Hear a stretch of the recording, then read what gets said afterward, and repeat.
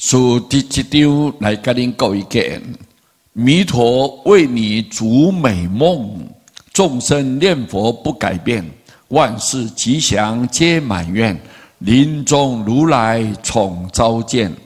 各位，阿弥陀佛给你建筑一个真水的梦。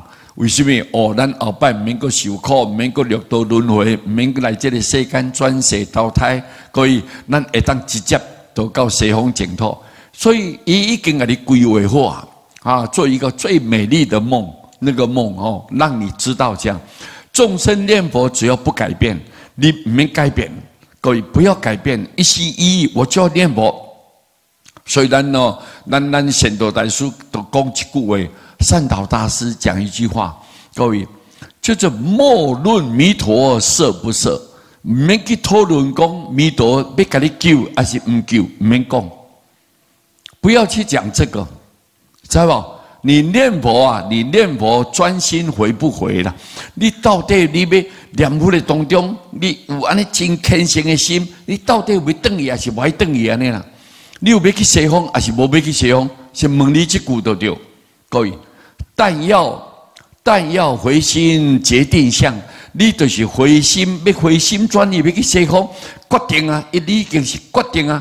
那弥陀临终，弥陀自来迎，弥陀自然就给你接引啊，对不对？所以各位你看看，人个弥陀给你着这个美梦，众生念佛，你只要不改变，万事吉祥皆满愿，你所有的代志拢吉祥，各位。你伫世间的代志，你唔免烦恼。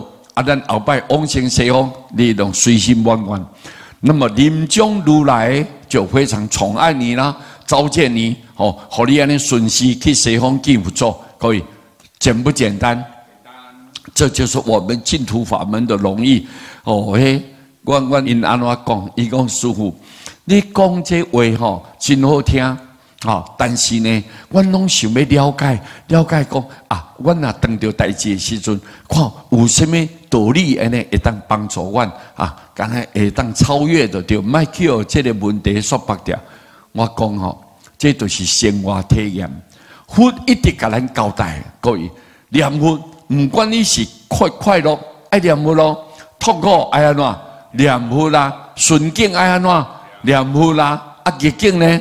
念佛啦，健康的时阵呢，还念佛啦；破病呢，念佛啦。各位，唔管你是度不到什么状况，在你的心中，我都是要念佛啦呢。安尼就表示讲你对佛这个名号，各位，你有相信，有接受，而且你这个真坚定的对，很坚定，我绝对袂去怀疑。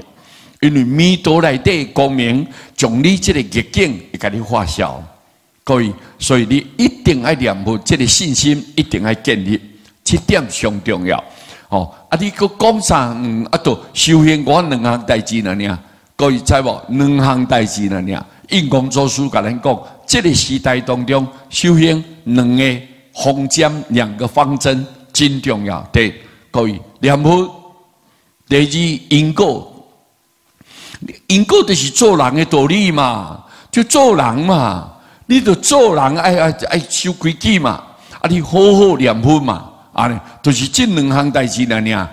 对，做人你自然你若是有做了有好，你有修就是有福，个有德，有福有德，什么代志都是顺心满愿的对，什么代志都吉祥如意。所以各位对这两项。你要搁问讲，我要研究真济道理，我安尼才会当解决道理，无非嘛，就是要帮助你心情开朗嘛，代志看会开嘛，什么问题拢会放下，可以，就是为这个事情，对不对啊？希望你大家要知影这一点很简单的话来跟各位大家结缘，可以知道吗？很简单的话。